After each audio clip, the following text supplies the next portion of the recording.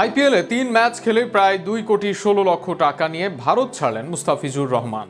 We're in it to win it, so if you win it, then I'll do something special. Wow দর্শক, একেই বলে ভাগ্য।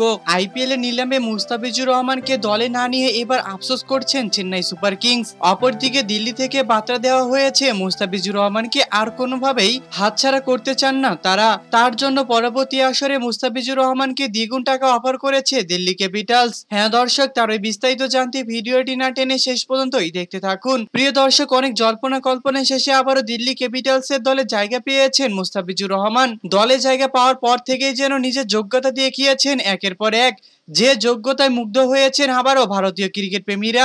এক মুস্তাফিজুর রহমানের জন্য যেন কোয়ালিফাই ম্যাচ নিশ্চিত করে ফেলেছিল দিল্লি ক্যাপিটালস, আর অপরদিকে বোলিং ব্যর্থতায় যেন আইপিএল এর আসর থেকে বিদায় নিতে হয়েছিল চেন্নাই সুপার কিংস মহেন্দ্র সিং ধোনির দলকে। তাই তো এবার বোলিং ব্যর্থতা নিয়ে কথা বলতে এসে মহেন্দ্র সিং ধোনি মুস্তাফিজুর রহমানকে বলেন, আমাদের দলে যদি এবার মুস্তাফিজুর রহমান থাকতো তাহলে আমরা গত আসরের মতো দুর্দান্ত একটা ম্যাচ উপহার পেতাম। তবে আমাদের সবচেয়ে বড় ভুল হয়েছে মুস্তাফিজুর রহমানকে আসরে না নেওয়া। আমরা পরবর্তী আসরে মুস্তাফিজুর রহমানকে যে কোনো মূল্যে নিজের দলে ফেরাতে চাই। আর অপরদিকে মহেন্দ্র সিং ধোনির এমন কথায় বেশ রীতিমতো ক্ষিপ্ত হয়ে গিয়েছেন দিল্লি ক্যাপিটালস এর টিম ম্যানেজমেন্ট। তাই তো মুস্তাফিজুর রহমানকে নিয়ে তারা নিজেদের ফেসবুক ভেরিফাই পেজে লিখেছেন, আমরা মুস্তাফিজুর রহমানকে নিয়ে অনেকটাই উপকার পেয়েছি। আমরা এবারের আসরে মুস্তাফিজুর রহমানকে 6 কোটি টাকা দিয়েছি, তবে আমরা পরবর্তী আসরে মুস্তাফিজুর রহমানকে 14 কোটি টাকা দিতেও রাজি রয়েছি। তবুও আমরা মুস্তাফিজুর রহমানকে সহজেই হাতছাড়া করতে পারবো না।